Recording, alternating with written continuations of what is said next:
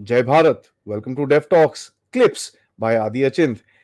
जैसे ही आपने मेरे बड़े चैनल जो डेफ टॉक्स बाय आदि है उसको आपने जिस तरह से सपोर्ट करा, उसी तरह से ये हमारे क्लिप्स के चैनल को, जहां पर आपको छोटे छोटे अपडेट्स, छोटे छोटे शॉर्ट्स और छोटी छोटी कहानियां मिलेंगी, इसी को भी सपोर्ट जरूर कीजिएगा।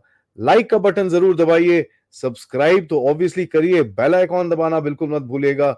एंड हाँ जी, प्लीज अपने दोस्तों के साथ, फैमिलीज के साथ ये वीडियोस जरूर शेयर करिएगा। एंजॉय करिए ये क्लिप को। जय हिंद। सर, ये जो नैरेटिव्स बीच में चले थे, प्री इलेक्शन नैरेटिव्स की बात करें तो एक एक चला था नॉर्थ साउथ डिवाइड। वो बड़ा जबरदस्त नैरेटिव चला था, लेकिन इस टाइम पे ऐसा दिखता है कि वो सबने मतलब उसको साइड कर दिया है कि यार इसको जरा, इसको साइड में रखो, ये चलेगा नहीं। ये क्या चेंज हुआ कि जो रीजनल पार्टीज हैं, जो कितने टाइम से एक सेपरेट सेपरेट अपना नैरेटिव बनाती हैं, उन्होंने अपना एकदम से ही गेम चेंज करना शुरू करा है? देखो, एक चीज समझो कि कोई भी स्टेट के अंदर इंटरेस्ट तभी आता है जब एक नेशनल पार्टी एक्सपैंड करती है। अभी national party Bharatiya Janata party है। अब ये नैरेटिव क्यों आता था? क्योंकि बीजेपी हिस्टोरिकली एक हिंदी हार्टलैंड की पार्टी थी। नरेंद्र मोदी ने इंश्योर किया कि बीजेपी एक पैन इंडिया पार्टी बन गई। बंगाल में उसका जनाधार सबसे ज्यादा है, उड़ीसा के अंदर जनाधार बढ़ रहा है, और साउथ के स्टेट्स के अंदर कर्नाटका के अलावा में बाकी में जनाधार बढ़ रहा है। सो नॉर्थ साउथ डिवाइड की बात की करी गई, ट्रेडिशनलिस्ट नैरेटिव दिया गया था कि भाई नॉर्थ वर्सेस साउथ की डिवाइड है। पर एक चीज समझो, साउथ की अगर मैं बात करूंगा, कर्नाटका में बीजेपी मेन डोमिनेंट फोर्स है। तेलंगाना में आज की तारीख में वो कांग्रेस के साथ हेड ऑन है। तो दो स्टेट्स ये हो गए पांच में से। आंध्र प्रदेश में उसने जो अलायंस चंद्रबाबू के साथ में किया है, वो अलायंस उसको 0 सीट से ऊपर उठाएगा। इसके साथ में केरला की बात करूं, वहां पे एक जरूर इशू है, क्योंकि वहां पे स्ट्रेटेजिक वोटिंग होती है मुस्लिम्स और क्रिश्चियंस के द्वारा।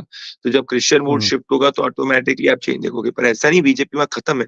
बीजेपी का खुद का 20% वोट शेयर आता है, which is more than the vote share that Congress party Uttar Pradesh के अंदर लेके आती है। कांग्रेस पार्टी का आज की तारीख में उत्तर प्रदेश के अंदर वोट शेयर 10% का भी नहीं है। तो अगर कांग्रेस अपने आप को बड़ी नेशनल या हिंदी हार्टलैंड की पार्टी कहती है, जहाँ से वही उत्तर प्रदेश जिसने गांधी परिवार को 50 साल से ज्यादा शासन में रखा, वहां से कांग्रेस पार्टी का 10% का वोट शेयर नहीं है। और केरला में जहां से भारतीय जनता पार्टी सीट नहीं मिलती, बस उसको 20% का वोट शेयर है। तो उसका जनाधार तो वहां पे भी है। और साथ में तमिलनाडु में पहले क्या होता था, द्रविडियन पॉलिटिक्स कहते थे कि भाई द्रविडियन पॉलिटिक्स मतलब कि आप Hindi heartland, anti Hindi heartland हो, और आप जो है द्रविडियन, आप सेंटर के अगेंस्ट हो। मोदी ने वो कंप्लीटली चेंज करके बोला कि भाई मैं भी तमिल कल्चर के लिए मैंने जितना किया उतना किसी और ने नहीं किया। और इसीलिए वो एक पहले 2019 में एंटी मोदी सेंटिमेंट था। 2024 के अंदर मोदी जी की एक्सेप्टेंस है। तो ये तमिलनाडु के बहुत अंदर ज्यादा। फर्क है। बीजेपी 2% के वोट शेयर से आगे बढ़ेगी, तो जरूरी नहीं है कि बहुत सीटें कन्वर्ट हो, पर वो सही डायरेक्शन के अंदर बढ़ी है, ये बात है। तो साउथ का, आंध्र प्रदेश को छोड़ के साउथ का कोई भी राज्य ऐसा नहीं जहाँ एंटी मोदी सेंटिमेंट है। कहीं मोदी जी के प्रति प्यार है, कहीं मोदी जी के प्रति एक्सेप्टेंस है। और आप देखिएगा, पिछली बार भी बीजेपी और कांग्रेस की लगभग सीट्स जो है साउथ के अंदर कंपैरेबल आई थी, 2 4 सीटों का ही फर्क था। इस बार भी ऐसे ही होने वाला है। तो फिर ऐसा कैसे कह सकते हैं कि साउथ वर्सेस नॉर्थ है, जब साउथ में बीजेपी का जनाधार, बीजेपी को टोटल वोट जो साउथ में पड़े शायद कांग्रेस से ज्यादा पड़ जाए इस बार। सर, जो डेंजर स्टेट्स हैं तीन चार, for example danger for national security जैसे स्टेट्स हैं, एक है पंजाब, एक है वेस्ट बंगाल। पहले पंजाब की बात करें सर, आपको क्या दिखता है वहां पर? तो पूरा लिटरली अपहीवल है।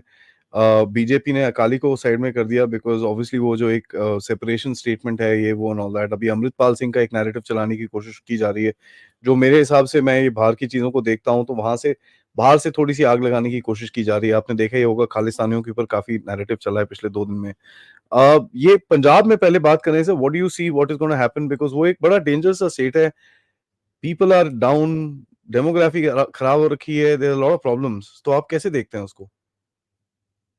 देखो, पंजाब में सबसे बड़ी इशू यही है, आदि जी, कि वहाँ का जो युवा है वो उसको सिर्फ कनाडा और बाहर जाना होता है। तो अगर आप वहाँ के पिंडों में घूमोगे तो आप पाओगे कि बड़े बड़े जो घर, मतलब बूढ़े बूढ़े माता और पिता जो है वो घर में अकेले हैं, कोई उनको देखने का नहीं है। और जो युवा है वो ड्रग्स के अंदर लिप्त है। अब पंजाब की राजनीति की बात करूं तो भारतीय जनता पार्टी ने अकाली के साथ जब भी अलायंस किया था, तो अकाली ने भारतीय जनता पार्टी को ग्रो नहीं होने दिया। तो बीजेपी हमेशा से एक माइनर प्लेयर रहती थी और ग्रो नहीं हो पाती थी। वेराज बीजेपी का जो भी अलायंस पार्टनर रहता था वो अच्छा ग्रो कर रहा था। शिंदे मान लीजिए for hmm. Example, Bala Saheb Thackeray के साथ अलायंस किया, it grew as a party. JDU के साथ अलायंस किया, JDU grew as a party. But BJP को उसमें खुद का फायदा नहीं होता था, और अमित शाह ने यही चीज चेंज करी। पंजाब की बात करूँ तो पंजाब के अंदर इस बार आप 2019 में आपने देखा था कांग्रेस की तरफा एक तरफा सीट गई थी, इस बार ऐसा नहीं होगा। इस बार 5 बीजेपी अच्छा चुनाव लड़ेगी जिसमें से 3 मिनिमम जीत सक 2 से 3 मिनिमम जीत सकती है। पिछली बार सिर्फ 2 सीट आई थी, इस बार उससे ज़्यादा आ सकती है और इनफैक्ट 2 से ज़्यादा ही आएँगी। बाकी हुँ, सीट जो है वो कांग्रेस और आप के बीच में स्प्लिट होगी। अब पंजाब का national security wise it's a very big issue पर वो तभी हो सकता है जब वो स्टेट के अंदर मेरे को लगता है स्टेट के अंदर एनर्जी चली गई है। अब ये मेरे को डेटा नहीं पता कि पंजाब से जितने लोग आर्मी में भर्ती होते थे, क्या उसकी संख्या कम हो रही, बढ़ रही है, उसका आप बताएँगे। But that is to do with but BJP के लिए अब पंजाब की पॉलिटिक्स में एक बहुत बड़ा वैक्यूम है, क्योंकि पंजाब की पॉलिटिक्स में बीजेपी जो है एससी, दलित और नॉन जट सिख वोट को कंसोलिडेट कर सकती है। तो जैसा उसने हरियाणा के अंदर किया था कि नॉन जाट वोट को कंसोलिडेट किया था, वरना हरियाणा के अंदर कहते थे कि सिर्फ जाट ही जो है वो जीत सकता है, जाट ही जो है वो सीएम बन सकता है। पर बीजेपी ने वो बेसलाइन को चेंज कर दिया और नॉन डोमिनेंट कास्ट को एकजुट करके 2 बार मनोहर लाल खट्टर सीएम बने। So that is number 1। Now Bengal is a very big Bengal बहुत चिंता का विषय इसीलिए क्योंकि बंगाल के अंदर डेमोग्राफी बदल रही है। जितने भी बॉर्डर एरियाज़ हैं, वहाँ मुस्लिम मेजॉरिटी कई एरियाज़ में हो चुके हैं। वहाँ पे उस तरीके से आदमी इन्फिल्ट्रेशन भी बढ़ रहा है और वहाँ पे जो है रेडिकलाइजेशन बढ़ने के भी चांस है। केरला के अंदर भी बहुत एरियाज़ के अंदर वहाबी इस्लाम आया हुआ है, जहाँ-जहाँ की डिस्पाइट एजुकेशन और नेशनल सिक्योरिटी के लिए बहुत इश्यू है। पर बंगाल में इस बार आप देखेंगे पिछली बार बीजेपी की 18 सीटें आई थी।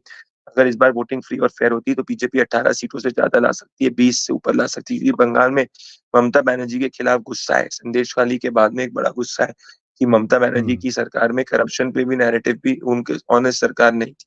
पहले लोग दीदी से रिलेट करते थे कि दीदी संघर्ष के साथ में बहुत संघर्ष के साथ में politically I respect her as a leader क्योंकि उस संघर्ष के साथ में उन्होंने लेफ्ट के शासन को हराया और अपनी मेहनत से ऊपर कमाया। पर फिर मुस्लिम तुष्टीकरण इस हद तक पहुँच गया कि वहाँ के ऊपर ममता बनर्जी को सिर्फ 30% वोट को कंसोलिडेट करने में लगी थी।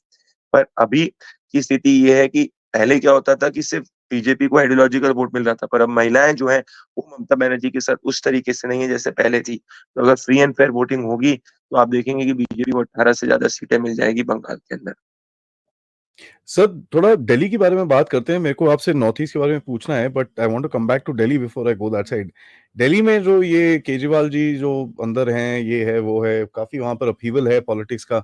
How do you see this whole thing and इसका कुछ इम्पैक्ट है एनसीआर रीजन के अंदर जो दिल्ली में जो होता है, वो थोड़ा-सा कोई रीजनल सिम्पैथी एरिया में नहीं है, इम्पैक्ट करता है? कोई सिम्पैथी नहीं है। कोई सिम्पैथी नहीं ग्राउंड पे क्योंकि दिल्ली में दिक्कत क्या है, कोई भी व्यक्ति अगर ग्राउंड पे दिल्ली में किसी से पूछोगे, तो जो आपका वोटर है, वो आपका वोटर है, उसके लिए सिम्पैथी है। हुँ, और जो न्यूट्रल वोटर है, उसके लिए कोई सिम्पैथी नहीं है। क्योंकि क्या हुआ था कोविड काल में दारू के ठेके खोले गए थे और जब दारू के ठेके खोले गए थे, तो लोगों को परसेप्शन था कि यार देखो दारू बिक रही है और ज़्यादा दारू बिक रही है और सस्ती दारू बिक रही है, तो ये लोगों को सही नहीं आता है। और उस सिचुएशन के अंदर जो है साथ में फिर जो वो शीश महल वाली बात आई थी हाँ। वो पब्लिक परसेप्शन में हिट करी थी। और बड़ी बात इससे ये है कि लोग कहते हैं कि कोर्ट से बेल नहीं मिल रही और इतने टाइम से कोर्ट से किसी को बेल नहीं मिली है। तो कुछ ना कुछ जो है वो दाल में ज़रूर काला होगा। तो आप ये रखिएगा दिल्ली के अंदर बीजेपी सातों की सातों सीट्स पे लोकसभा वाइज़ स्ट्रॉन्ग है। असेंबली में क्या होगा वो देखना होगा। That is a separate issue वहाँ पे अलग बात है पर लोकसभा वाइज़ दिल्ली में बीजेपी को कोई दिक्कत नहीं आएगी। सर और आई मीन सेंट्रल इंडिया में जो हिंदी हार्टलैंड है, उसके अंदर आपको कहीं देखो एक लगता चीज़ है समझो वेयर देखो आदि एक हुँ। चीज़ समझो कि चुनाव मोदी का चुनाव है। या तो मोदी जी जीतेंगे या हुँ। मोदी जी हारेंगे। देश की जनता कभी बिट्स एंड पीसेस वर्डिक्ट नहीं देती और कहीं पे भी नहीं दी। ना उसने बंगाल में दी जब ममता को जिताया, या उसने उत्तर प्रदेश में दी जब योगी जी को जिताया, या उसने डीएमके जब डीएमके को जिताया तो तमिलनाडु में दी। तो कहीं ना उसने दिल्ली के अंदर केजरीवाल को जिताया दी, या ना नरेंद्र मोदी को जब जिताया 14 और 19 में नहीं दी। तो जनता कन्फ्यूज़ वर्डिक्ट नहीं देती है। तो ये एक चीज़ समझने की कोशिश हमको करनी चाहिए। दूसरा इस देश में 50% महिला वोटिंग है। 50% लगभग पुरुष वोटिंग है। और महिला अगर एक तरफ़ा किसी को जाके वोट करती है तो कितना भी पुरुष कुछ भी कर ले वो चुनाव वही व्यक्ति जीतेगा। तीसरी चीज़ है कि देश माइनॉरिटी वीटो मुस्लिम वीटो से शिफ्ट होके महिला वीटो की तरफ जा चुका है। तो इस चुनाव को आपको बिट्स एंड पीसेस चुनाव की तरीके से नहीं देखना होगा। मैं ये मानता हूँ कि वर्डिक्ट क्लियर आएगी, स्पष्ट आएगी। मोदी जी के खिलाफ लोग हैं, मोदी जी के साथ लोग हैं। मेरा मानना है कि ज़मीन पे लोग मोदी जी को ही चाहते हैं। मोदी जी का वोट 2009 में था, बीजेपी का वोट 2009 में था 7 करोड़ 80 लाख। ये वोट बढ़ के जब नरेंद्र मोदी शासन में 2014 में वो हो गया 15 करोड़, फिर वो 2019 के अंदर बढ़ के हो गया 22 करोड़। तो मोदी जी ने अपने नाम पे 15 करोड़ से ज्यादा वोट बीजेपी के बेस वोट में ऐड किया। ये वो वोटर है जो भारतीय जनता पार्टी का कार्यकर्ता नहीं है। ये वो वोटर है जिसको मोदी की स्कीम का फायदा हुआ, जिसको लगता है मोदी जी देश में आगे बढ़ा रहे हैं, जिनको लगता है मोदी अच्छी नीयत का आदमी है। मल्टीपल फैक्टर्स हैं, जिनको लगता है मोदी जी के अंदर देश सुरक्षित है। और आज की तारीख में ये वोट और बढ़ेगा। बीजेपी का वोट शायद 37% आया था, हो सकता है बीजेपी का वोट 40% क्रॉस कर जाए। दूसरी बात एक वाह! और चीज़ है कि समझो कांग्रेस पार्टी 450 सीट पे पहले चुनाव लड़ती थी। अब तो कांग्रेस पार्टी 300। जय हिंद। जाने से पहले मैं 1 मिनट के लिए आपको रोक लूं, तो प्लीज ये चैनल को लाइक जरूर करिएगा, सब्सक्राइब करिएगा और हाँ, हमारे जो मेन चैनल को जरूर जरूर अपनी फॉलोशिप दीजिए, ताकि हम आपको अच्छे अच्छे podcast, important subjects and geopolitical update से आपके सामने प्रेजेंट करते रहें इसी तरह से। Thank you so much. जय हिंद, जय भारत।